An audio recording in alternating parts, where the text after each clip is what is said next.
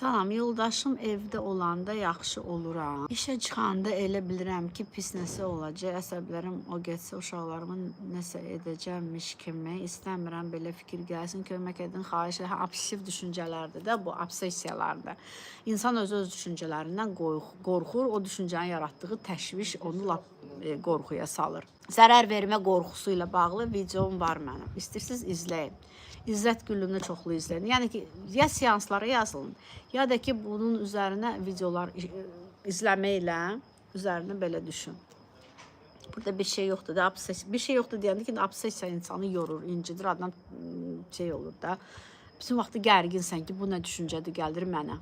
Yəni də bu da nevrotik kateqoriyada düzdür. Obsessiv insan da bir növ uşaq həyatı yaşayır. Yəni ki, bax, məsələn də çox vaxt mən nə görürəm? Obsessiv qadınlarda, məsələn də, qadın, bunu yazan qadındır da.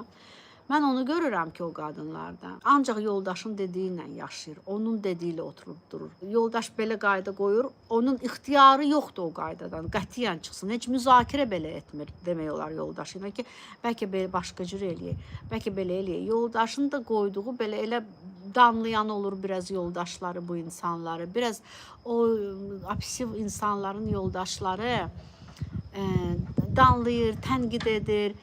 Qaydalarını belə şey qoyur, yəni qorxursan o qaydanı pozasan. Uşaq, bax sən uşaqsan o evdə, o elə bil sən valideyndir və biraz belə qəddar valideyndir.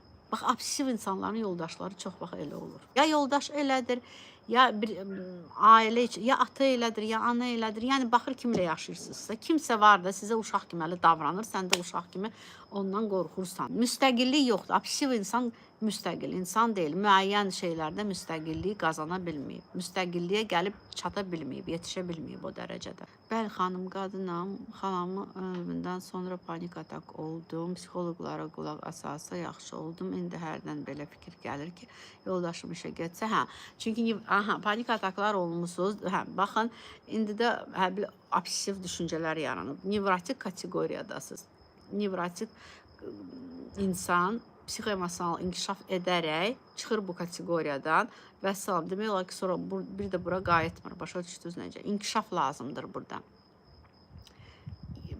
Psixoloqlara qulaq astınız, bundan qurtuldunuz. Amma inkişaf üçün sizə seanslar lazımdır. Müəyyən qədər uşaq kimi yaşayırsınız. Mütləq ki, bu insanların danışıqları, bax, obsessiv insanlar, nevrotik kateqoriya bütün olan insanlar, istər qadın, istər kişi, tam özü kimi danışmır. Biraz sesini dəyişdirmiş kimi danışır. Ya biraz incə eləyir sesini, ya biraz, kişidirsə tutalım çalışır, çox aramla danışırsın.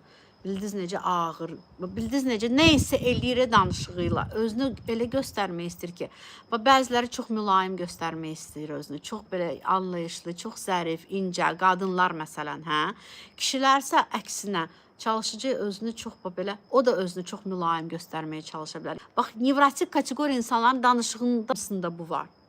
Danışığından artıq telefonda zəng eləsin, sesli mesaj yolasın, artıq hiss edirəm ki, bu o kateqoriyadır. Danışıqlarında belə, danışıq səs tonu, tərzi də başqa cür olur. Mütləq ki, həqiqətən də belə.